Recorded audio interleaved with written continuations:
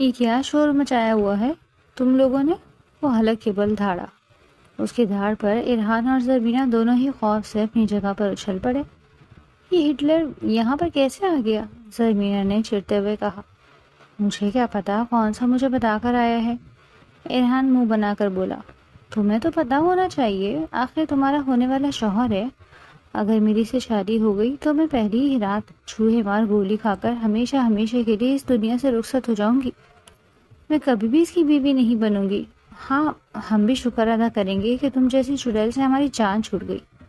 وہ دونوں ایک دوسرے کے ساتھ بحث کرنے لگے تھے۔ اس وقت تک بازل خان بھی مضبوط قدم اٹھاتا ہوا ان کے قریب آ گیا۔ دونوں پر ایک ایک نظر ڈالتے ہوئے وہ حلق کے بل دھاڑا۔ ابھی اور اسی وقت میری نظروں کے سامنے سے اوجھل ہو جاؤ، ورنہ تم لوگوں کا وہ حشر کروں گا کہ دوبارہ کبھی بھی نظر اٹھا کر چلنے کے قابل نہیں رہو گے۔ آپ کتنے ظالم ہیں! آپ کو ہمارے وقت میں نہیں بلکہ ہٹلر کے زمانے میں پیدا ہونا چاہیے تھا۔ قسم سے وہاں پر آپ کی بڑی شاباش ہوتی۔ سرمینہ صاحبہ کو تو اپنی زبان پر بالکل بھی لگام نہیں، اس لیے فٹ سے بولی۔ تمہارے مشورے کا بہت شکریہ، اور تمہیں پیدا ہی نہیں ہونا چاہیے تھا۔ اگر تم اس دنیا میں نہ آتی تو ہمیں اتنی تکلیف نہ اٹھانی پڑتی، اور نہ ہی تمہارے دماغ میں اس طرح کی گندی سوچ جنم لیتی۔ میرے دماغ کو گندا مت کہیے گا، میں نے کہا ہے میری نظروں کے سامنے سے اوجھل ہو جاؤ اور جا کر کتابیں اٹھاؤ۔ پہلی بار بھی بری طرح سے فیل ہو گئی تھی۔ تمہاری پرنسپل صاحبہ ہر بار مجھے بلا کر ذلیل کرتی ہے۔ اگر اس بار مجھے تم لوگوں کی وجہ سے شرمندہ ہونا پڑا تو میں تم لوگوں کو جان سے مار دوں گا۔ ہر بار یہ دھمکی دیتے ہیں۔ کون سا پہلی بار ہے؟ ارحان نے اپنا سر جھٹکتے ہوئے کہا۔ اگلے لمحے وہ اس کو کانوں سے پکڑ کر کھینچتے ہوئے باہر لے کر چلا گیا۔ ہائے میرے اللہ، میں مر گیا۔ میرے کان، بھائی کیا کر رہے ہیں آپ؟ میں کانوں کے بغیر بالکل بھی پیارا نہیں لگوں گا۔ اس کی آہو پکار عروج پر تھی جبکہ وہ دندناتے ہوئے کمرے کے اندر داخل ہو گئی، جہاں پر اس کی بڑی بہن امی کے سامنے بیٹھی اپنے ٹکڑے رو رہی تھی۔ امی، صاف صاف بتا دیں۔ اس کے بھی کان کھڑے ہو گئے تھے۔ آخر اس کی بہن آج صاف صاف کیا جاننا چاہتی تھی؟ یہ سرمینہ آپ کو کچا کنڈی سے اٹھایا تھا نا؟ یہ سننے کی دیر تھی کہ سرمینہ کے چہرے کے تاثرات بگڑ گئے۔ دیکھیں باجی، ہمارا ایسا ویسا کوئی مذاق نہیں ہے، میں مذاق کر بھی نہیں رہی، میں بہت سیریس نوٹ پر بات کر رہی ہوں۔ امی، میری طرف دیکھ کر مجھے بتائیں، اس کو آپ نے کسی کچرے کے ڈھیر سے اٹھایا تھا نا، یا پھر یہ اسپتال میں کسی انتہائی گندی عورت کی بیٹی کے ساتھ تبدیل ہو گئی؟ کیونکہ آپ کی اولاد تو ایسی ہو ہی نہیں سکتی۔ جذبات میں آ کر وہ کچھ زیادہ ہی بول گئی۔ سدرا بیگم نے بھی اپنی بڑی بیٹی کو کینہ طور نظروں سے گھورا، مگر وہ اپنی ہی دھن میں بولے چلے جا رہی تھی۔ اس سے بڑی پھپھو عورت میں نے اپنی ساری زندگی میں نہیں دیکھی۔ انتہائی اوپرے درجے کی بیوقوف ہے یہ۔ پھر سے مہابھارت شروع ہونے والی ہے۔ سدرا بیگم منہ ہی منہ میں بڑبڑائی۔ انہیں جس بات کا ڈر تھا وہی ہوا۔ سرمینہ بھی میدان میں اتر آئی تھی۔ اگلی ہی لمحے اس کی بڑی بہن تانیہ نے اس کے بال اپنے ہاتھوں میں جکڑے اور ایک زوردار جھٹکا دیا۔ امی، سرمینہ حلق کے بل چیخی۔ کیا کر رہی ہو تم؟ پاگل تو نہیں ہو گئی؟ سدرا بیگم نے تانیہ کے ہاتھوں سے اپنی مظلوم بیٹی کے بال چھڑوائے، جو مظلوم کم اور ڈرامے باز زیادہ تھی۔ سرمینہ کو لگ رہا تھا جیسے اس کا دماغ زور زور سے ہل رہا ہو۔ سب ٹھیک کہتے ہیں، مکافات عمل ہر حال میں ہو کر رہتا ہے۔ ابھی باہر وہ ارحان کے بال کھینچ رہی تھی اور اندر آ کر اس کی بہنوں نے اس کے بالوں کو اپنی گرفت میں جکڑ لیا۔ کیا مسئلہ ہوا ہے، مجھے یہ بتاؤ۔ اس بے وقوف عورت کو میں نے کہا تھا کہ کچن میں نے چولہے پر دودھ ابالنے کے لیے رکھا ہے، اس کو دیکھنا کہیں وہ ابل کر نہ باہر آ جائے۔ لیکن محترمہ نہ جانے ایسے کون سے کاموں میں مصروف تھی کہ یہ میری بات بھول گئی۔ جب میں کچن میں گئی تو وہ دیگچی سے باہر نکال کر فرش کو بوسے دے رہا تھا۔ اسے تو میں نے جان سے مار ڈالوں گی۔ میرا کیک بنانے کا ارادہ تھا اور میرا سارا پلان چوپٹ ہو گیا۔ تو تم ادھر آؤ۔ اس کے پیچھے بھاگی تو وہ ہڑبڑا کر تیزی سے کمرے سے باہر نکلی، مگر سامنے سے آنے والے بازل خان سے پھر سے زور سے جا لگی۔ گھر چھوٹا نہیں تھا، بلکہ اس کی قسمت خراب تھی۔ ایک مصیبت سے نکلتی تو دوسری میں پھنس جاتی۔ آنکھیں ہیں یہ بٹن، دیکھ کر نہیں چل سکتی کیا؟ وہ غراتے ہوئے بولا۔ یہی سوال میں آپ سے بھی تو کر سکتی ہوں.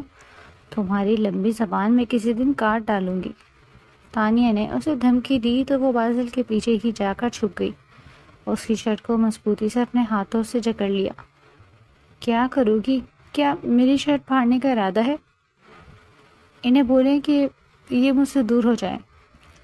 وہ تانیہ سے بچنے کے لیے اب اپنے دوسرے دشمن کے پاس پناہ تلاش کر رہی تھی. وہ بھی صدا کا مطلب ہی تھا. اور میں ایسا کیوں کروں؟ ورنہ میں آپ کا پول کھول دوں گی. کہ آپ نے میڈم ہمرا کے ساتھ بیٹھ کر کافی پی تھی؟ وہ ذرا سے ان کے کانوں میں چھپتی فرمائش بھرے لہجے میں بولتی اسے چپ ہونے پر مجبور کر رہی تھی. تانیہ چھوڑ دو اسے، یہ ایک نمبر کی بیوقوف ہے. تمہیں پتہ ہے کہ اس پر اثر نہیں ہونے والا کیونکہ اس کا دماغ اس کے گھٹنوں میں موجود ہے. مجھے لگتا ہے کہ اب تک وہ ٹخنوں میں پہنچ گیا ہوگا. بازل اسے بچا رہا تھا یا پھر اسے ذلیل کر رہا تھا، سرمینا سمجھ نہیں پائی. مگر یہ دیکھ کر اس کے دل کو تسلی ہو گئی تھی کہ تانیہ ہاتھ میں اٹھایا ہوا وائپر زمین پر پھینک کر غصے سے وہاں سے چلی گئی. اب کیا کیا تم نے؟ میری زندگی میری مرضی میں جو بھی کروں، آپ اپنے کام سے کام رکھیں. وہ وہاں سے جانے ہی لگی تھی کہ بازل نے اس کے بازو کو مضبوطی سے پکڑ لیا. اگلے ہی لمحے وہ حیران رہ گئی اور پھر اپنا دوپٹہ اپنے دانتوں میں دبا کر پرانی فلموں کی ہیروئن بننے کی ناکام ایکٹنگ کرنے لگی. بازل کو شدت سے اپنی غلطی کا احساس ہوا تھا. اس نے غلط انسان کو بازو پکڑا لیا. وہ تو تھی ہی ایک نمبر کی ڈرامے باز. اسے تو موقع چاہیے تھا اپنی ایکٹنگ کا مظاہرہ کرنے کا. بازل نے ایک جھٹکے سے اس کی بازو چھوڑی. یہ ڈرامے بازی بند کرو اور جا کر پیپرز کی تیاری کرو، ورنہ میں تمہیں سر بلال کے پاس بھیج دوں گا. پلیز مجھے ان کے پاس بھیج دیں. مجھے ان کے پاس پڑھنے کا بہت شوق ہے. اس طرح سے میں اپنی پڑھائی پر توجہ بھی دوں گی. بازل کو لگا تھا کہ وہ سر بلال سے ڈر جائے گی. وہ اس کا ہی دوست تھا اور بہت ہی سخت. اسٹوڈنٹس اس کا نام سن کر تھر تھر کانپنے لگتے اور یہاں پر وہ ان کے پاس پڑھنے کے لیے ایکسائٹیڈ ہو رہی تھی. یقیناً ان کے بارے میں جانتی نہیں تھی. پھر تو بہت ہی اچھی بات ہے. تم نے تو میرے سارے مسائل ہی حل کر دیے. میں آج ہی اس سے بات کرتا ہوں. وہ تمہیں ٹیوشن دیا کرے گا. لیکن ایک بات یاد رکھنا، خبردار جو تم نے وہاں پر کوئی شرارت کی یا کسی کو پریشان کرنے کی کوشش کی، وہ میری طرح تم پر رحم نہیں کرے گا. آپ کون سا مجھ پر رحم کرتے ہیں؟ جہاں تک ہو سکتا ہے آپ مجھ سے بدلہ لیتے ہیں. زبان کو لگام دیا کرو. تانیہ کی آواز سن کر وہ خوف سے اپنی جگہ پر اچھل پڑی اور پھر سے بازل کے پیچھے جا کر چھپ گئی. بازل کے دل کی دھڑکن ایک لمحے کے لیے منتشر ہو گئی. کیا بیوقوفوں والی حرکتیں کرتی ہو تم؟ کوئی چھوٹی بچی نہیں ہو، 19 سال کی ہو چکی ہو، لیکن ابھی تک FSC میں ہی بیٹھی ہو. پھر سے تانیہ کی آواز گونجی. جب میں اس کی عمر میں تھی تب میرا 3rd سیمسٹر تھا. کیا اکھاڑ لیا تم نے؟ تم نے ڈگری لے کر گھر میں ہی بیٹھی ہو. نہ ڈھنگ کا کوئی رشتہ آ رہا ہے، نہ ہی تم یہاں سے جا رہی ہو. عذاب بن کر بس ہمارے سر پر نازل ہو گئی ہو. میں تمہاری جان لے لوں گی. میں تمہارا خون پی جاؤں گی، بدتمیز لڑکی. وہ مارنے کے لیے اس کی طرف بھاگی تو زمینہ اپنے کمرے میں جا کر زور سے اندر سے دروازے بند کر چکی تھی اور وہاں پر کھڑے ہو کر گہرے گہرے سانس لے رہی تھی. یا میرے اللہ، میری چڑچڑی بہن کی جلدی سے شادی ہو جائے ورنہ اس نے مجھے بھری جوانی میں گنجا کر دینا ہے. حیرت کا دوسرا جھٹکا اسے اس وقت لگا تھا جب اس نے بیڈ پر ارحان کو ٹیک لگا لیٹے ہوئے دیکھا. تم یہاں پر کیا کر رہے ہو کمینے انسان؟ ارے میری پیاری بہن، تم اتنا غصہ کیوں کرتی ہو؟ تم غصے میں بہت کیوٹ لگتی ہو، لیکن میں نہیں چاہتا کہ غصہ کر کے تمہارا خون جلے اور تمہارا رنگ کالا ہو جائے. وہ اس وقت بہت ہی میٹھے انداز میں بات کر رہا تھا. سرمینا کو شدت سے کچھ غلط ہونے کا احساس ہوا. مجھے بتاؤ کہ کیا کام ہے؟ ارے تم تو مجھے بہت بہت اچھے سے جانتی ہو. ہاں مجھے پتا ہے تم سے بڑا کمینہ اس پوری دنیا میں نہیں اور نہ ہی پیدا ہو سکتا ہے. بس اب زیادہ فری ہونے کی ضرورت نہیں ہے. میں تم سے نوٹس مانگنے کے لیے آیا تھا. مجھے شام کی ٹیسٹ کی تیاری کرنی ہے. کون سا ٹیسٹ؟ اسے اپنے کانوں پر ایک لمحے کے لیے یقین ہی نہیں آیا. وہی ٹیسٹ جو ہم اپنے جلاد بھائی، میرا ہٹلر بھائی فاضل خان کو دینے والے ہیں. تم نے تو کہا تھا کہ تم نے اپنی تیاری مکمل کر لی اور تم نے نوٹس کے لیے مجھ سے ایڈوانس میں 5000 بھی لیے تھے. کیا تم نے مجھے بیوقوف بنایا تھا؟ ہائے میرے اللہ، میں لٹ گیا، میں برباد ہو گیا۔ گاؤں کی عورتوں کی طرح وہ اپنا سینہ پیٹنے لگا۔ وہ آگے بڑھی اور اس کے منہ پر ہاتھ رکھ کر اسے خاموش کروانے کا ناکام کوشش کی۔ تم میرے 5,000 کھا گئی ہو؟ کون سا پہلی بار ہوا ہے؟ اس کے منہ سے پھسلا۔ دیکھو تو کتنی بے شرمی سے بول رہی ہے۔ قیامت کے دن تمہیں سارے پیسے سود سمیت واپس کروں گا۔ وہ دھمکیاں دیتا ہوا کمرے سے نکل گیا۔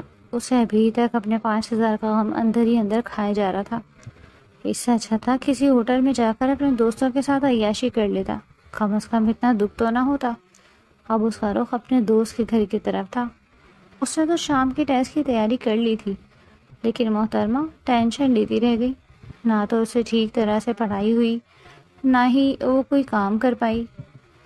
تانیہ نے اسے پچھلے لان کی صفائی کرنے کے لیے کہا تو وہ کینو کا ٹوکرا اٹھا کر جا کر دھوپ میں بیٹھ گئی۔ ساتھ ساتھ وہ دھوپ سینک رہی تھی اور ساتھ ساتھ کینو کھا رہی تھی کہ اچانک ہی اسے اپنے بازو جلتی ہوئی محسوس ہوئی۔ یہ دھوپ اتنی تیز کیسے ہو گئی؟ اس نے تو میرے بازو ہی چلا دی۔ آنکھیں کھولو تو پھر کھلی ہی رہ گئی۔ تانیہ نے اس کے بازو پر زور سے تھپڑ مارا اور اب اس کا ارادہ زمینہ کے منہ کو لال کرنے کا تھا۔ اس نے صفائی کرنے کے بجائے وہاں پر کینو کے چھلکے کا گند پھیلا دیا۔ باقی کسر بازل صاحب کے پالتو کتے نے پوری کر دی، جو اس گند پر لوٹ پوٹ ہو رہا تھا اور اسے گھسیٹتا ہوا لان کے کونے کونے میں جا رہا تھا۔ اچھا ہوتا جس دن تم پیدا ہوئی ہوتی، اسی دن ہی سانس بند ہونے کی وجہ سے مر جاتی، یا پھر تمہیں کوئی کتا اٹھا کر لے جاتا۔ تانیہ حلق کے بل چیخی۔ وہ وہاں سے بھاگنے ہی لگی تھی کہ تانیہ نے اس کو شرٹ سے پکڑ کر پیچھے کی طرف کھینچا۔ وہ زور سے زمین پر گر گئی۔ دیکھو میری پیاری بہن، اس طرح سے غصے سے معاملات حل نہیں ہوتے۔ میں تو تمہاری چھوٹی بہن ہوں نا، اس بات کا تو غم ہے مجھے کہ تم میری بہن ہو۔ دیکھو، لڑائی معاف کرو اور اللہ کا گھر صاف کرو۔ بچپن بھی تو ہم ایسے ہی کرتے تھے۔ اس نے چھوٹے بچوں کی طرح اپنے دونوں ہاتھ جوڑ کر اسے صلح کرنے کی کوشش کی۔ آج اس کی شامت پکی تھی۔ تانیہ ہمیشہ ہی اپنے ہاتھ میں وائپر اٹھائے رکھتی۔ ان کی عمروں میں 5 سال کا فرق تھا، اسی وجہ سے اس کا روب بھی بہت زیادہ تھا، اور وہ غصے میں اپنے تایا جان پر گئی تھی۔ گھر میں صرف 2 ہی لوگ تایا جان تھے، ایسے تھے، ایک بازل خان اور دوسرا تانیہ خان، ورنہ باقی تو شرارتی تھے۔ اس وقت اس کے باقی کزنز کشمیری شادی پر گئے ہوئے تھے، ان کے پیپرز تھے، اسی وجہ سے بازل نے ان کو نہیں بھیجا، اور تانیہ کو تو ویسے بھی اس طرح کے جھنجھٹوں میں پڑنے کا کوئی بھی شوق نہیں تھا۔ وہ اپنی ایک چھوٹی سی دنیا میں ہی مگن رہتی، جو کچن کی شروع ہو کر کچن میں ہی ختم ہو جاتی۔ مگر مسئلہ یہ تھا کہ وہ چاہتی تھی اس کی اس چھوٹی سی دنیا میں پوری حویلی سما جائے، یعنی حویلی کی ہر لڑکی کو وہ سیدھا اور کام کاج میں طاق بنانا چاہتی تھی۔ اتنی فکر تو ان کی ماں کو نہیں تھی جتنی ہماری تانیہ صاحبہ کو تھی۔ اس سے پہلے کہ سرمینہ کی بڑی بہن اس پر حملہ کرتی، تانیہ جان کی آواز سن کر وہ دونوں ہی چونک پڑی۔ سرمینہ فوراً ان کی طرف بھاگی اور ان کے ساتھ جا کر کھڑی ہو گئی۔ جو اکھاڑنا ہے میرا اکھاڑ لو۔ تایا جان 2 قدم آگے کی طرف کھڑے ہوئے تو وہ پھر سے ان کے پہلو میں جا کر کھڑی ہو گئی۔ میں کہتی ہوں جو بگاڑ سکتی ہو میرا بگاڑ لو، اگر اتنی ہمت ہے تو مجھے ٹچ کر کے دکھاؤ، کیا ہو رہا ہے یہاں پر؟ اس کو للکارتا ہوا دیکھ تایا جان نے ناگواری سے اس سے دریافت کیا، یہ میری جان کے دشمن، میری خون کی پیاسی، میری سگی بہن، اگر کل کو مجھے کچھ ہوتا ہے تو سب سے پہلے اس کو جیل میں لے کر جائیے گا، کیونکہ مجھے لگتا ہے کہ میری سانس ٹینشن لینے کی وجہ سے کسی دن بند ہو جائے گی۔ قسم سے اس طرح سے میرے سر پر آ کر کھڑی ہو گئی تھی جیسے جلاد پھانسی دینے کے لیے بیچارے گنہگار کے پاس آتا ہے۔ تایا جان، اس نے لان کی کیا حالت بنا دی؟ میں نے 3 مہینے سے صفائی کی تھی۔ تانیہ تھوڑی سی نرم پڑ گئی، اس کا غصہ بہت تیز تھا، مگر اب وہ بڑوں کے سامنے تو بدتمیزی کا مظاہرہ کرنے سے رہی۔ بڑی مشکل سے وہ خود پر کنٹرول کر رہی تھی، دل ہی دل میں سرمینہ کو ڈھیروں گالیوں سے نواز رہی تھی۔ تو اس کام کے لیے ملازمہ موجود ہے، میں نے اس کو نکال دیا ہے، وہ ٹھیک طرح سے کام نہیں کرتی، اور میں چاہتی ہوں کہ حویلی کی لڑکیاں کام کریں، آخر کوئی یہ کل کو اپنے گھر سے بھی جائیں گی۔ جان اس کو چھوٹے کام کر کے اس کا دماغ ہی فارغ ہو گیا۔ آپ 2 دن نوکرانی کو تلاش کریں. بری بات، وہ تمہاری بڑی بہن ہے. بڑی بہن سے بدتمیزی نہیں کرتے. اگر اس کو ذرا سی عقل ہوتی تو مجھے کس بات کا غم تھا. یہ کہہ کر وہ ہڑبڑاتی ہوئی اپنے کمرے میں چلی گئی، جبکہ وہ باہر لان میں اس گند میں تایا جان کے ساتھ شطرنج کھیلنے کے لیے بیٹھ گئی. اس پر بھی اس نے بیٹ لگائی تھی کہ اگر میں جیت گئی تو اس کو بدلے میں مجھے 10,000 دینا پڑے گا، اور اگر میں ہار گئی تو تایا جان نے اس سے کہا تھا تم مجھے امتحان میں 90% نمبر لے کر دو گی، بدلے میں تمہیں اپنی گاڑی کی چابی دے دوں گا. یعنی دونوں طرف ہی اس کا فائدہ تھا. اب اس کا دل کر رہا تھا کہ وہ ہار جائے اور 90% نمبر لے کر تایا جان سے اس کی گاڑی کی چابی لے لے. پھر دوسری طرف اس کا ڈریس آ جاتا. اس نے ڈیزائنر کا ڈریس کافی دنوں سے تاڑا ہوا تھا اور وہ ہر حال میں اس کو لینا چاہتی تھی. گیم آخری لیول پر پہنچ گئی تھی کہ بازل خان کی گرجتی ہوئی آواز اس کے کانوں میں پڑی. یہ بجلی کہاں پر کڑکی؟ اس نے گھبراتے ہوئے کہا تو وہ قریب ہی کھڑا بازو باندھے اس کو گھورے جا رہا تھا. آپ بہت پیارے لگ رہے ہیں بازل بھائی، یہ وائٹ کلر کی شرٹ آپ پر بہت سوٹ کر رہی ہے. تمہاری اسٹڈی کا ٹائم ہو گیا ہے، میرے کمرے میں آؤ. وہ بازل بھائی سے تایا جان کے ساتھ بزی ہوں. اسٹڈی سے زیادہ ضروری کچھ بھی نہیں، تایا جان نے اسے پکارتے ہوئے کہا. میں 15,000 تمہارے اکاؤنٹ میں ٹرانسفر کر دیے ہیں، عیاشی کرو. کیا ضرورت تھی اس کو اتنے پیسے دینے کی؟ پرسوں اس نے میرے بٹوے میں سے بات کرتے کرتے وہ چپ ہو گیا. ظاہر سی بات ہے، جب آپ میری پاکٹ منی بند کریں گے تو مجھے یہی طریقہ استعمال کرنا پڑے گا. اس نے خود ہی اپنا پول کھول دیا. تایا جان ان دونوں کی نوک جھوک پر مسکراتے ہوئے گہری سانس بھرتے وہاں سے اٹھ کر چلے گئے. اب کیا مجھے تمہیں کسی شاہی سواری پر بٹھا کر لے جانا ہوگا؟ اس کے لیے میرا شوہر ہی کافی ہے، آپ کو ٹینشن لینے کی ضرورت نہیں. جس طرح کی تمہاری حرکتیں ہیں مجھے نہیں لگتا کہ تمہاری شادی ہوگی. یہ ٹینشن آپ کو ہونی چاہیے. میں تو بہت پیاری ہوں، کیوٹ بھی ہوں، اور سب سے بڑھ کر کہ میں لڑکوں کی ریکوائرمنٹ پر پورا اترتی ہوں. وہ سوچے سمجھے بغیر ہی بولتی. ابھی بھی بازل کو اس کی بات سخت بری لگی، مگر وہ چپ رہ گئی. اس نے فیصلہ کیا تھا کہ وہ ٹیسٹ کے ذریعے اسے اپنے سارے بدلے برابر کرے گا. جب وہ دونوں کمرے کے اندر داخل ہوئے تو سامنے ہی ارحان صاحب گردن جھکا کر بیٹھے اور ان کی گردن کا رنگ لال ہو گیا تھا. یقیناً بازل نے اس کو اچھا خاصا مارا. کیا میرے اللہ مجھے اس کی شر سے بچانا. ہمیشہ کی طرح اس نے کمرے میں داخل ہوتے وقت یہی دعا مانگی اور پھر اونچی آواز میں اعوذ باللہ پڑھنے لگا. میں نے سنا ہے کہ کمرے میں داخل ہوتے وقت پڑھو تو انسان بہت سی مصیبتوں، بہت سی بلاؤں اور بہت سے جنوں سے بچ جاتا ہے. یہ ساری باتیں اس نے بازل کو گھورتے ہوئے کہی. وہ چھوٹی تھی اور سب کی لاڈلی بھی، اسی وجہ سے وہ اسے ڈانٹ نہیں سکتا تھا، ورنہ اس کے بس میں ہوتا تو وہ اس کو چند ہی دنوں میں سیدھا کر دیتا. تمہیں کیا ہوا؟ ارحان کے قریب بیٹھتے اس کے کانوں میں چمکتے ہوئے جھکتے ہوئے بولی. موئے موئے ہو گیا ہے میرا. جو سوال تیار کر کے آیا تھا اس میں سے اس نے ایک بھی نہیں دیا اور سارے پرانے سوالات پوچھ ڈالے. قسم سے پچھلے گھنٹے سے اس کے ہاتھ پیٹ رہا ہوں. اب تمہاری باری ہے. اگر اس نے تمہیں میری طرح نہیں مارا نا، تمہیں سزا نہیں دی تو میں کورٹ میں چلے جاؤں گا. تم کتنے مطلبی، کتنے بے شرم اور کتنے بے حیا ہو. کیا تمہیں ذرا بھی غیرت نہیں آئے گی جب تم اپنی بہن جیسی کزن کو پٹتا ہوا دیکھو گے؟ او توبہ، مجھے معاف کرو. تم جیسی بہن نہ کبھی بھی نہیں. یہ میرے ہاتھ دیکھو. مجھے لگتا ہے کہ یہاں پر میں بھی موجود ہوں. او ہاں، آپ بولیں، آپ نے کیا کہنا تھا؟ وہ یوں اس کی طرف متوجہ ہوئی جیسے وہ بہت ہی اہم گفتگو روک کر اسے بولنے کی اجازت دے رہی ہو. میں نے کچھ نہیں کہنا. تم نے یہ سوالات حل کرنے ہیں. ارحان، اس کو وہ سوالات بتاؤ. ارحان نے بے ساختہ خوف کے مارے تھوک نگل لیا اور اس کے سامنے کاپی رکھ دی. یہ سوال تو وہ زندگی میں پہلی بار دیکھ رہی تھی. اسے A+E² کے فارمولے کے علاوہ اور کوئی فارمولا بھی نہیں آتا تھا. اس کا دل کر رہا تھا کہ وہ دھاڑے مار مار کر رونا شروع کر دے، لیکن رونے سے بہتر تھا کہ وہ اپنے دماغ کا استعمال کرتی.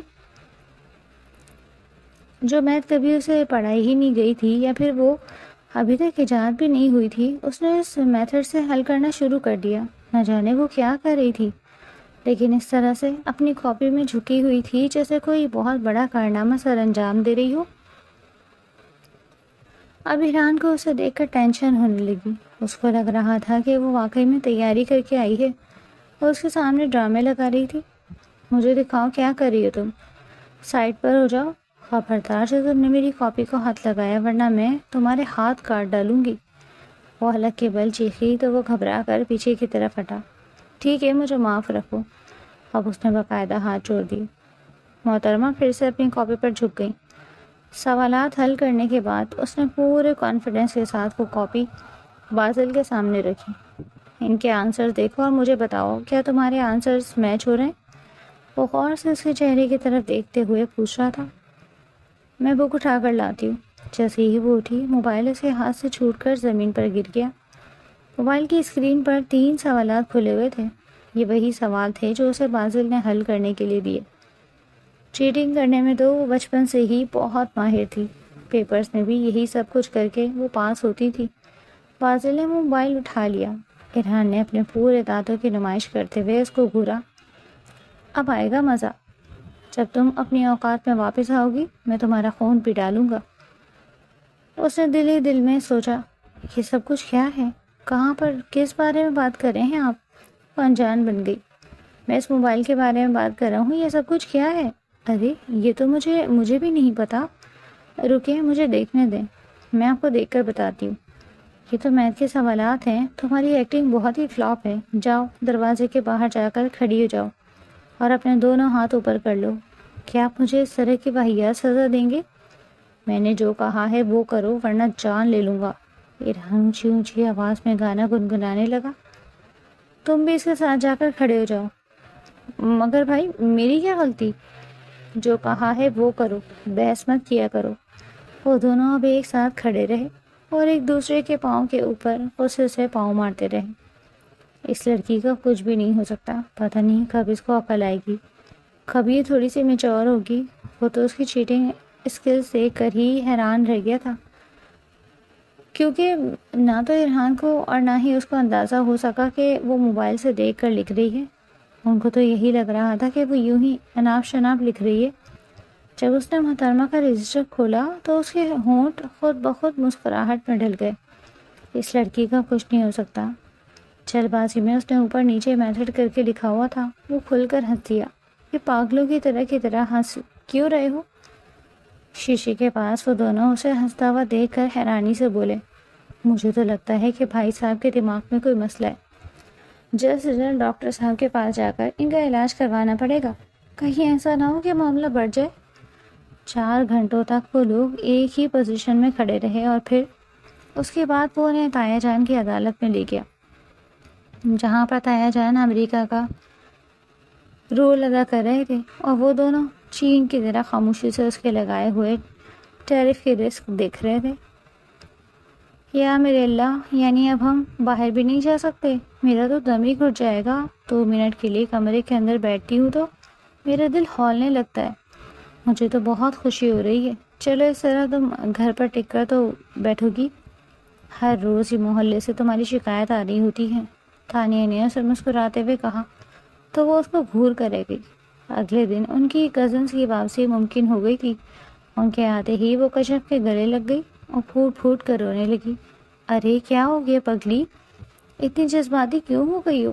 میں نے تجھے یاد کیا، تیرے پیچھے میری فیلڈنگ ہمیشہ ہی سیٹ رہتی تھی، جب بھی کوئی کام کرتی تھی الٹا ہو جاتا، اکیلی ذلیل ہوتی۔ چل اب تیرے ساتھ مل کر ذلیل ہوں گی تو زیادہ غم بھی نہیں ہوگا۔ یہ سن کر کشف نے اسے مکہ مارا۔ ایک تو تم لوگ مجھے مارتے بہت زیادہ ہو۔ وہ اپنے بازو کو ملتے ہوئے بولتی، بہت بیچاری لگ رہی تھی۔ اس کے کزن واپس آ گئے۔ گھر کے بڑے بھی لاؤنج میں جمع تھے جب دادی جان نے ایک اور اعلان کیا، ماشاء اللہ سے ہمارے بیٹے باسل نے بزنس میں اپنا نام بنا لیا ہے اور اب اس کا شمار شہر کے جانے مانے بزنس مین میں ہوتا ہے۔ سب کزنس نے تالیاں بجائیں۔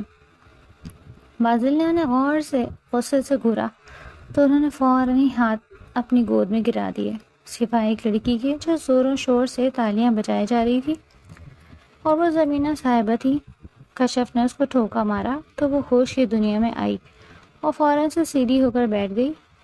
تو میں چاہتی ہوں کہ آپ اپنے بیٹے بازل کی شادی کر دیں. بازل تمہارا اس معاملے میں کیا خیال ہے؟ یہ سن کر وہ سنجیدگی سے ان کے چہرے کو دیکھنے لگا. میں نے اپنی شادی کا معاملہ آپ کے ذمہ کیا ہوا ہے. آپ کو جو بہتر لگتا ہے دادی جان آپ کریں.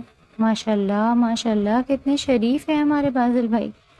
سرمینا نے ایک بار پھر سے اونچی آواز میں نعرہ لگایا. کزنس پھر سے شروع ہو گئے تھے. بازل بھائی کی جے ہو.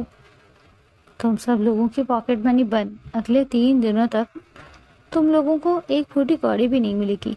اس کی بات سنتے اب ہر طرف ہی موت جیسے خاموشی پھیلی ہوئی تھی. بازل آرام سے صوفے پر ٹیک لگا کر بیٹھا ہوا تھا اور سرمینا صاحبہ کے ہلتے ہوئے لبوں کو دیکھ رہا تھا. وہ گارنٹی سے یہ بات کر سکتا تھا کہ وہ اسے گالیاں دے رہی ہے، لیکن اونچی آواز میں گالیاں دینے کی ہمت نہیں رکھتی تھی. اسی وجہ سے وہ بھی سکون میں تھا. میں نے تمہارے لیے رشتہ ڈھونڈ لیا ہے، بلکہ یہاں پر میں 2-3 بچوں کے رشتے ڈھونڈ چکی ہوں. خانوں کی حویلی کی یہی ایک بات تھی جسے پورے نوجوان نسل کو خوف محسوس ہوتا. اپنی تانیہ کا رشتہ میں نے تمہاری پھپھو کے بیٹے کیپٹن صفدر کے ساتھ طے کر دیا. ماشاءاللہ بہت ہی اچھا اور نیک بچہ ہے. یہ سن کر زمینہ نے اونچی آواز میں شکر کا کلمہ پڑھا.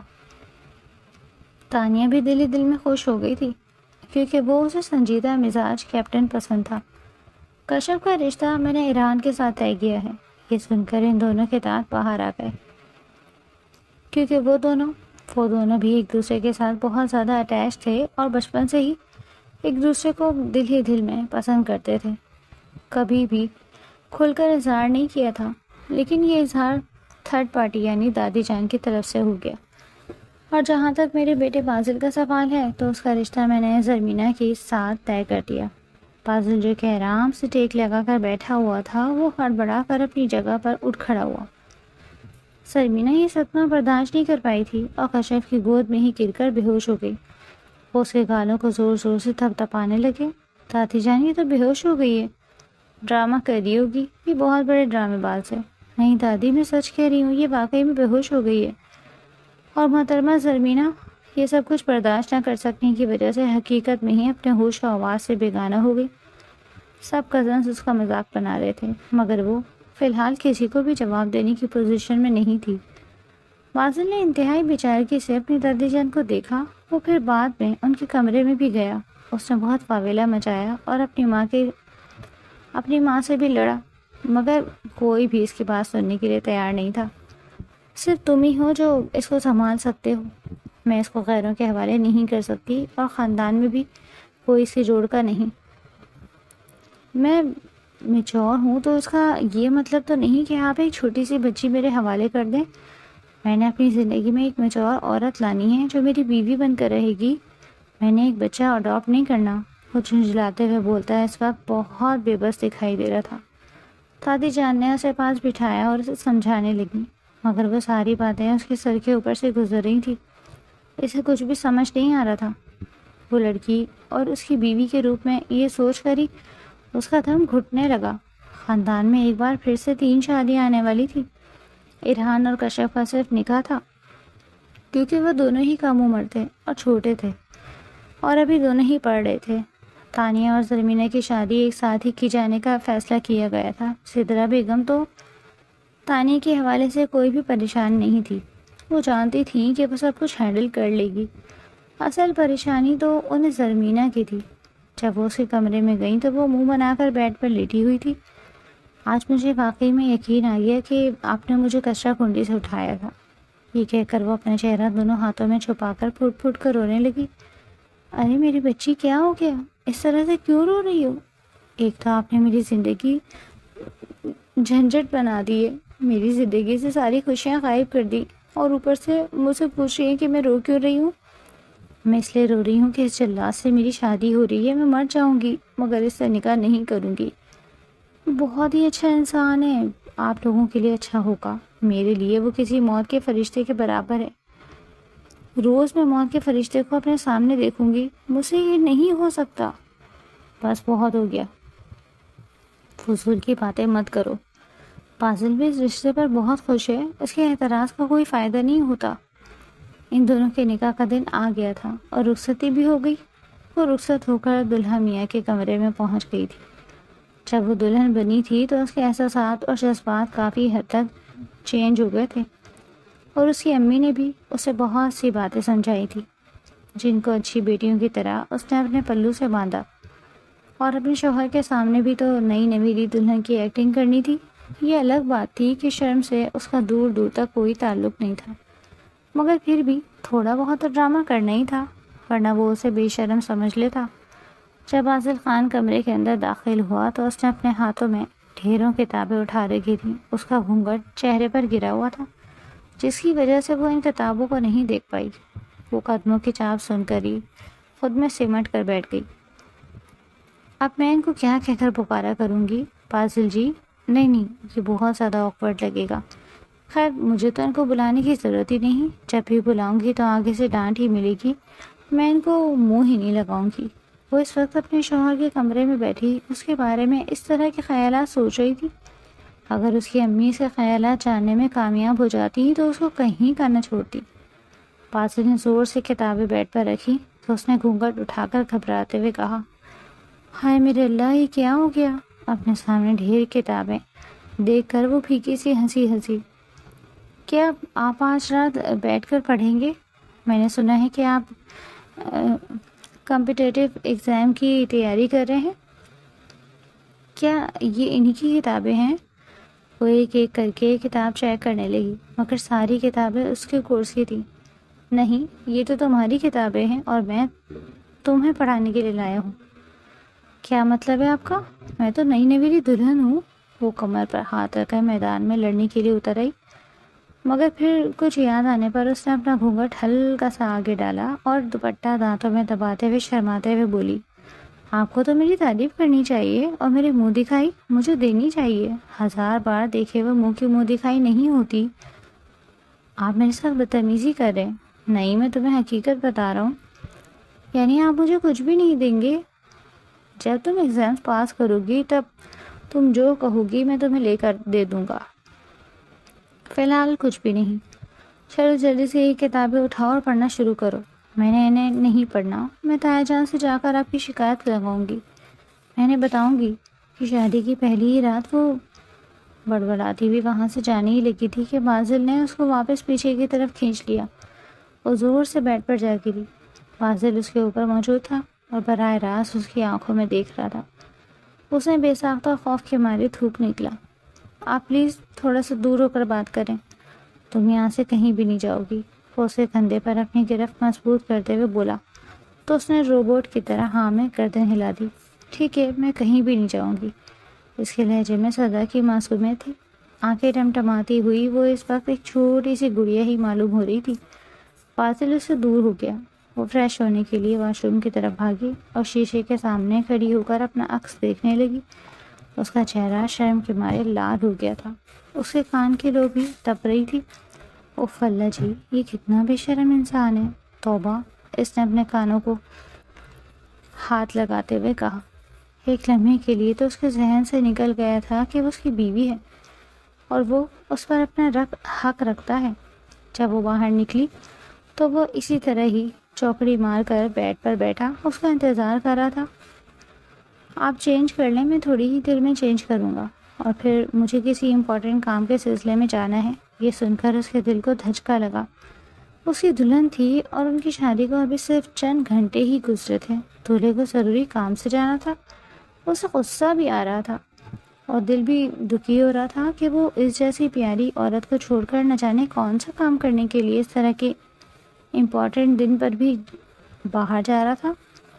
اگر آپ اس شادی کے لیے راضی نہیں تھے تو آپ نے شادی کیوں کی؟ آپ انکار کر دیتے۔ جیسے ہی اس نے ایک کتاب اٹھائی اس کا غم پھر سے تازہ ہو گیا اور وہ غصے سے بولی، سب کچھ تمہارے سامنے تھا، میں نے انکار کرنے کی کوشش کی مگر میری بات کو اہمیت نہیں دی۔ آپ مجھ سے اتنی نفرت کیوں کرتے ہیں؟ میں تم سے نفرت نہیں کرتا، میں بس تمہیں ناپسند کرتا۔ وہ صاف اور دو ٹوک انداز میں اسے اپنی ناپسندیدگی کا اظہار کر رہا تھا۔ اس کی آنکھیں آنسوؤں سے بھر گئیں، مگر فاضل کو تو جیسے کوئی فکر ہی نہیں تھی۔ اور آپ مجھے ناپسند کیوں کرتے ہیں؟ اس کا لہجہ بھیگ گیا۔ دل تھا کہ غم سے پھٹا جا رہا تھا۔ تمہاری ان بچکانہ حرکتوں کی وجہ سے اور تمہاری ان بیوقوفیوں کی وجہ سے تم اچھی طرح سے جانتی ہو کہ تمہیں یہ حرکتیں زیب نہیں دیتی، اس کے باوجود بھی تم یہ سب کچھ کرتی ہو۔ مجھے اس طرح کی لڑکیاں بالکل بھی نہیں پسند۔ میں چاہتا ہوں کہ میری بیوی میچور ہو۔ تمہاری شرارتوں سے مجھے مسئلہ نہیں ہے، لیکن ایک حد میں رہ کر کی جائے تو بہتر رہتا ہے۔ میں تمہیں بہت سی باتیں سمجھانا چاہتا تھا، مگر میں جانتا ہوں کہ اس کا کوئی فائدہ نہیں ہوگا۔ آپ مجھے سمجھائیں، میں وعدہ کرتی ہوں کہ میں ویسا بن کر دکھاؤں گی۔ وہ پرجوش ہو کر بولی۔ وہ خود حیران تھی کہ وہ یہ سب کچھ کیوں کر رہی ہے۔ شاید اسے باسل کا رویہ دکھ پہنچا رہا تھا۔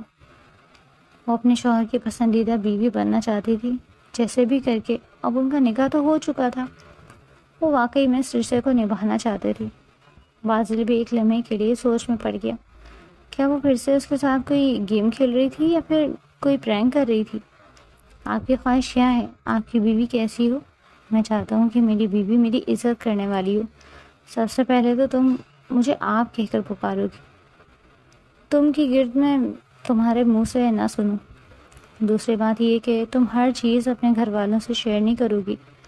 جو کچھ ہم دونوں کے درمیان ہوگا وہ تم کسی کو بھی نہیں بتاؤ گی۔ تیسری اور اہم بات، تم جو بھی کام کرو گی میری اجازت سے کرو گی۔ پہلے تم ان چیزوں پر عمل کرو، بعد میں تمہیں باقی چیزیں بھی بتا دوں گا۔ آپ بے فکر ہو جائیں، میں آپ کو یہ سب کچھ کر کے دکھاؤں گی۔ اس کے بعد اس نے کتابیں کھول دی۔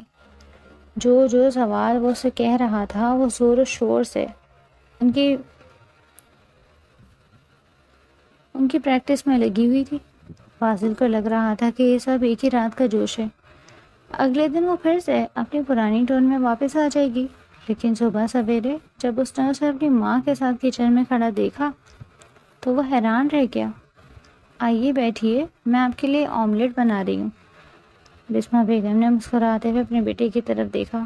ایسا کون سا جادو کر دیا ہے میری بہو پر؟ وہ خود حیران اور پریشان تھا۔ صرف یہی نہیں بلکہ وہ اس کا بہت زیادہ خیال رکھنے لگی تھی، اس کے چھوٹے چھوٹے کام اپنے ہاتھوں سے کرتی۔ وہ اسے جو بھی سمجھاتا اسے غور سے سنتی، لیکن پڑھائی میں ابھی بھی اس کا دل نہیں لگ رہا تھا۔ کچھ ہی عرصہ گزرا تو باسل اسے اپنے ساتھ ایک بزنس پارٹی پر لے گیا۔ وہاں پر موجود عورتوں کو دیکھ کر اسے احساس کمتری ہونے لگا۔ وہ عورتیں فر انگلش بول رہی تھیں، کچھ باتیں تو اس کے سر کے اوپر سے گزر رہی تھیں۔ اسے بہت شرمندگی ہو رہی تھی۔ سب نے اس کے حسن کی وجہ سے اس کی تعریف کی، لیکن ایک عورت نے اس کے لہجے کی وجہ سے اس کا مذاق بھی بنایا کہ جب تم بات کرتی ہو تو تمہاری پرسنالٹی سے تمہارا لہجہ میچ نہیں ہوتا۔ تمہیں اپنے اوپر اور اپنی انگلش پر کام کرنے کی ضرورت ہے، کیونکہ اس طرح کی سوسائٹی میں سروائیو کرنے کے لیے یہ سب کچھ بہت ضروری ہے۔ صرف خوبصورت ہونا ہی کافی نہیں ہوتا۔ یہ سن کر وہ چل بھن کر رہ گئی۔ بار بار اس کی آنکھیں آنسوؤں سے بھیگ رہی تھیں۔ وہ باسل کے پہلو میں جا کر کھڑی ہو گئی۔ جب اس نے اپنی بیوی کی آنکھوں میں آنسو دیکھے تو اس کا دل زوروں سے دھڑکا۔ ابھی تک ان دونوں میں ادبازی تعلق قائم نہیں تھا۔ وہ جان بوجھ کر اس کو اسپیس دے رہا تھا تاکہ وہ باسل کو اور اپنے رشتے کی اہمیت کو سمجھے۔ کیا ہوا ہے، تم ٹھیک تو ہو؟ باسل نے اس سے سوال کیا تو آنسو ٹوٹ کر اس کی آنکھوں سے گر گئے۔ اس کو لے کر سائڈ پر چلا گیا۔ کیا ہوا ہے، تم رو کیوں رہی ہو؟ اس کے لہجے میں بے چینی تھی۔ کہ کسی نے کچھ کہا ہے، مجھے بتاؤ۔ اس عورت نے میرا مذاق بنایا۔ وہ کہتی ہے کہ میں چائلوں کی طرح بات کرتی ہوں اور میری انگلش بھی بہت ویک ہے۔ میں اس کو بتا کر رہوں گی کہ میں اس سے بھی زیادہ اچھی انگلش بولتی ہوں۔ اب آپ دیکھیں کہ میں اس کو کیسے منہ توڑ جواب دوں گی۔ آپ 1 مہینے کے بعد اپنے گھر میں اس کی دعوت کیجیے گا، وہاں پر میں اس کو شرمندہ کروں گی۔ تمہیں اس کی باتیں اپنے سر پر سوار کرنے کی ضرورت نہیں ہے۔ وہ عورت تو ویسے بھی ایک نفسیاتی مریضہ ہے۔ نہیں، اب تو میری انا کا مسئلہ بن گیا۔ اب تو میں ان کو بتا کر رہوں گی، اور آپ بھی چاہتے ہیں نا کہ آپ کی بیوی پڑھی لکھی ہو۔ اب آپ دیکھیں۔ گھر جاتے ہی وہ کتابیں اٹھا کر باسل کے پاس آ گئی۔ روز وہ 3 گھنٹوں تک اس کے پاس پڑھتی۔ جو کانسیپٹ اسے سمجھ نہیں آتے تھے وہ ان پر کافی زیادہ ٹائم بھی لگاتی۔ بسمہ بیگم ہر تھوڑی دیر کے بعد ان کے پاس کوئی نہ کوئی چیز رکھ جاتی۔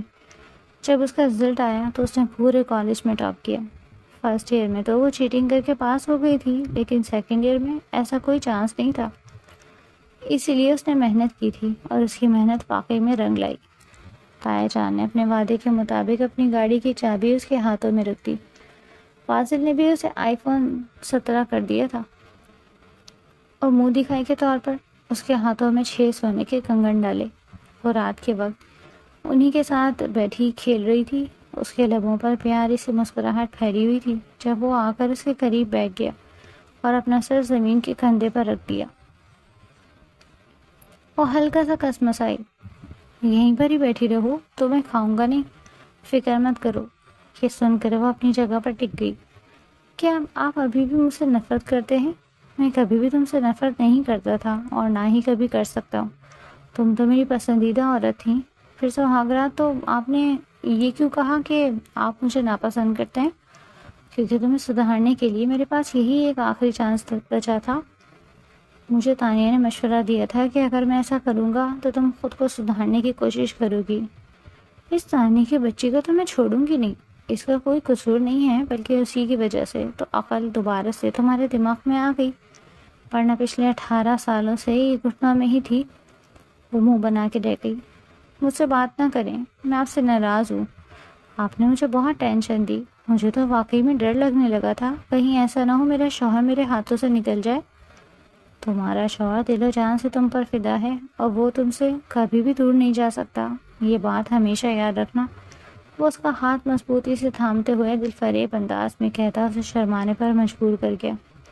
فاضل اب کی بار اجازت طلب نظروں سے اس کی طرف دیکھ رہا تھا۔ اس نے بھی اپنے آپ کو مکمل طور پر فاضل کی دسترس میں سونپ دیا۔ وہ مزید اس انسان سے دور نہیں بھاگ سکتی تھی۔ فاضل کے ملنے پر وہ اپنے رب کا جتنا بھی شکر ادا کرتی کم تھا۔ باقی حویلی والے بھی خوش تھے کہ محترمہ کو عقل آ گئی۔ تانیہ جب اسے کام کرتے ہوئے دیکھتی تو اسے چڑ آتے ہوئے کہتی، اگر ہمیں پتا ہوتا کہ تم شادی کے بعد لائن پر آ جاؤ گی تو پہلے ہی تمہارا نکاح کر دیتے۔ جواب میں وہ محض مسکرا دیتی۔ ابھی کچھ ہی دن گزرے تھے جب اچانک فاضل کے دل میں خیال آیا کہ کیوں نہ وہ سرمینہ کو ہنی مون پر لے جائے۔ ایک تو ان دونوں کے درمیان ابھی کوئی ازدواجی رشتہ نہیں بنا، اور دوسرا وہ چاہتا تھا کہ ان کے پاس کچھ حسین پل ہوں اور سرمینہ بھی اچھا محسوس کرے۔ اگلے دن دوپہر کے کھانے پر اس نے دادی جان سے گھومنے جانے کی پلاننگ کی اور ٹیبل پر ہی اعلان کر دیا کہ وہ لوگ ناردرن ایریاز میں جا رہے ہیں۔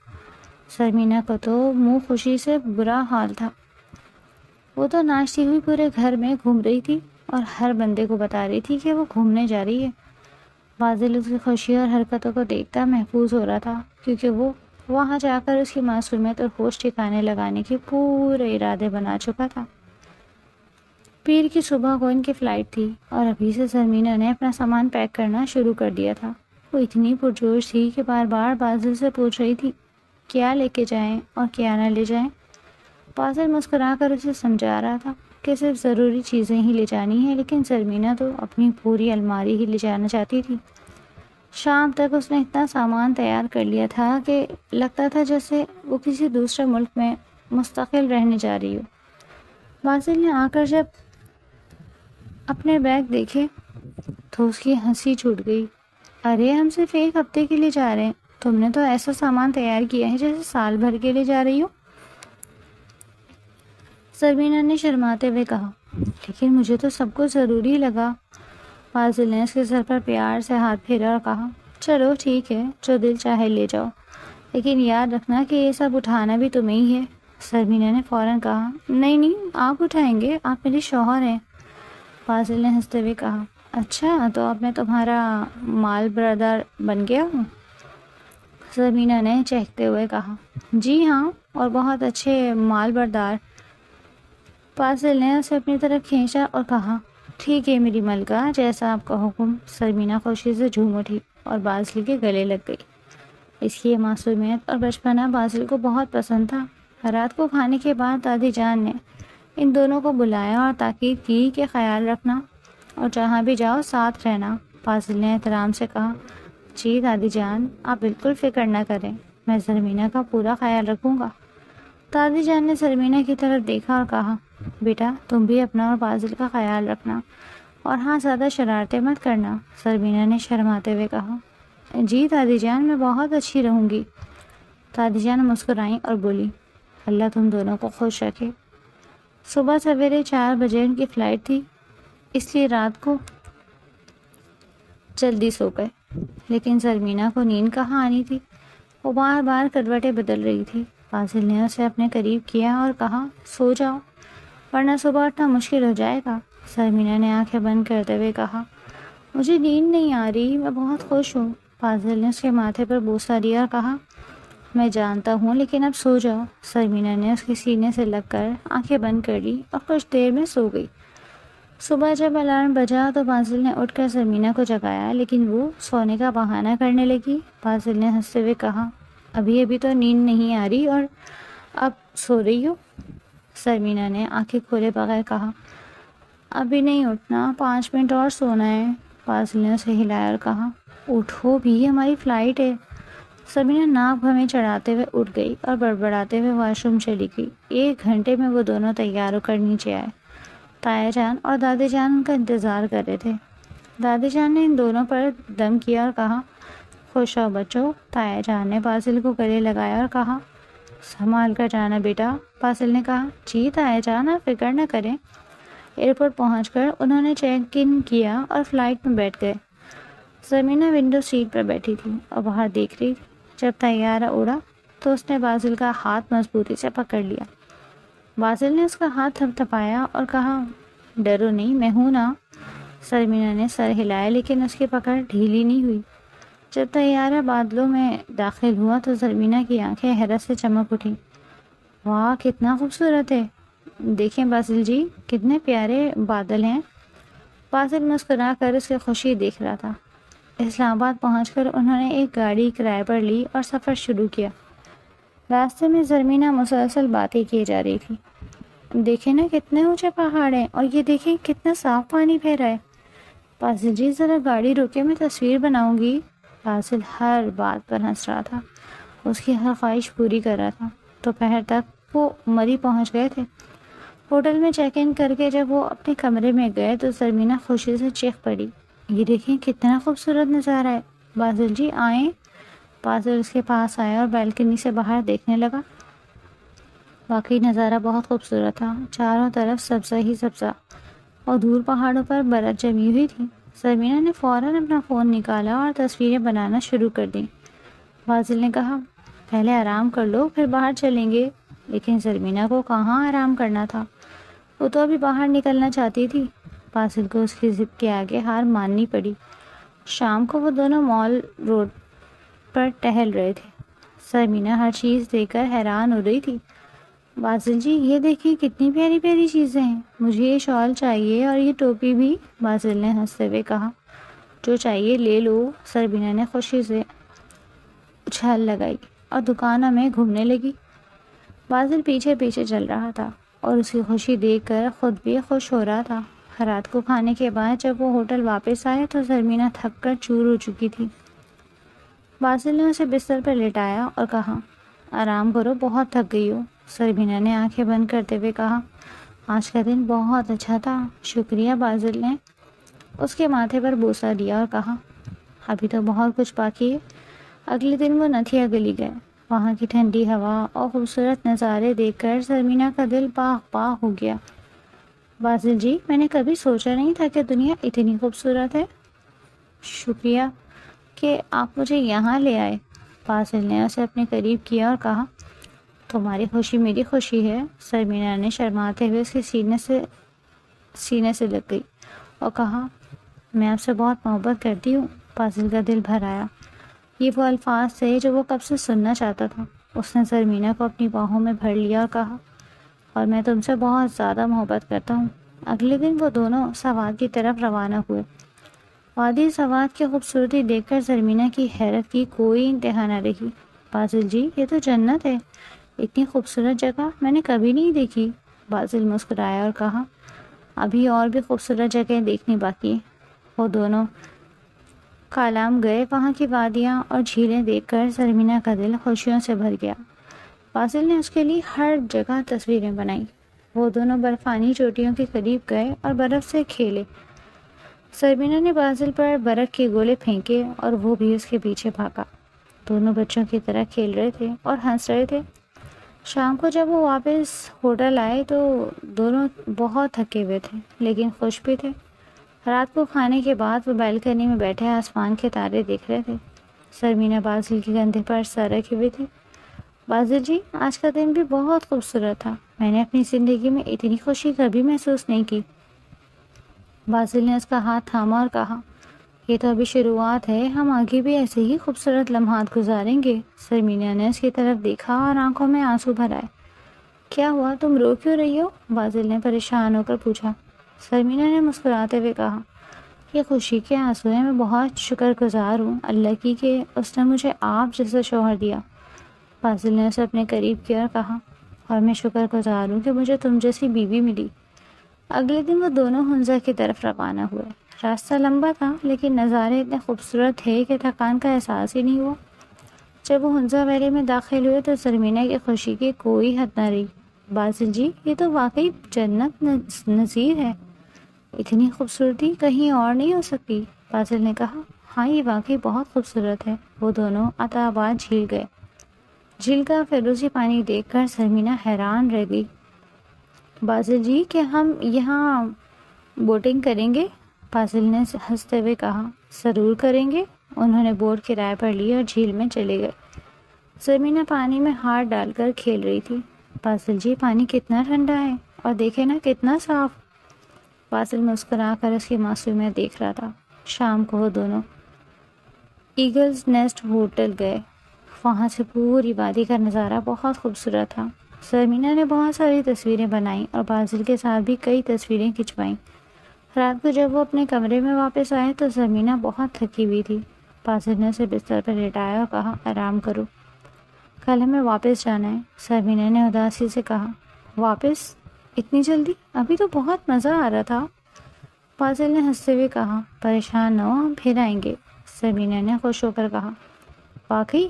بازل نے کہا، ہاں وعدہ ہے۔ سرمینا مسکرائی اور آنکھیں بند کر کے سو گئی۔ اگلے دن صبح وہ دونوں واپسی کی تیاری کرنے لگے۔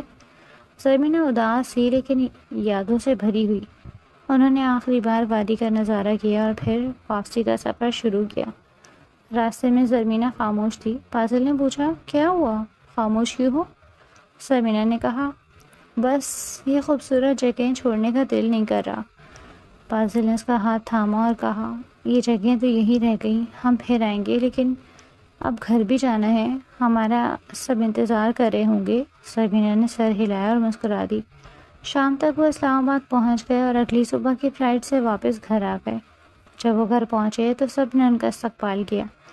سرمینا نے سب کو تحائف دیا اور اپنے سفر کی کہانیاں سنائیں۔ دادی جان نے خوش ہو کر کہا، ماشاء اللہ، بہت مزہ آیا ہوگا۔ سرمینا نے کہا، جی دادی جان، بہت زیادہ، میں نے اپنی زندگی کی سب سے خوبصورت لمحات گزارے۔ بازل کا شکریہ۔ دادی جان نے بازل کی طرف دیکھا اور مسکرائیں۔ بازل نے بھی احترام سے سر جھکایا۔ رات کو جب وہ دونوں اپنے کمرے میں تھے تو سرمینا نے کہا، بازل جی شکریہ، آپ نے مجھے بہت خوش کیا۔ بازل نے اسے اپنے قریب کیا اور کہا، یہ تو میرا فرض تھا، اور تمہاری خوشی میری خوشی۔ سرمینا نے شرماتے ہوئے اس کے سینے سے لگ کر کہا، میں آپ سے بہت محبت کرتی ہوں۔ بازل نے اس کے بالوں میں انگلیاں پھیرتے ہوئے کہا، اور میں تم سے بہت زیادہ محبت کرتا ہوں۔ اس رات بازل نے سرمینا کو اپنے قریب محسوس کیا۔ دونوں کے درمیان محبت کی ایک نئی کہانی شروع ہوئی۔ وہ ایک دوسرے کے ہو چکے تھے مکمل طور پر، جسم و جاں سے۔ سرمینا نے خود کو مکمل طور پر بازل کے حوالے کر دیا اور بازل نے اسے اپنی زندگی کا سب سے قیمتی خزانہ سمجھتے ہوئے سنبھالا۔ ان کا ہنی مون نہ صرف خوبصورت جگہوں کی سیر تھی بلکہ ایک دوسرے کو سمجھنے اور قریب آنے کا ذریعہ بھی تھا۔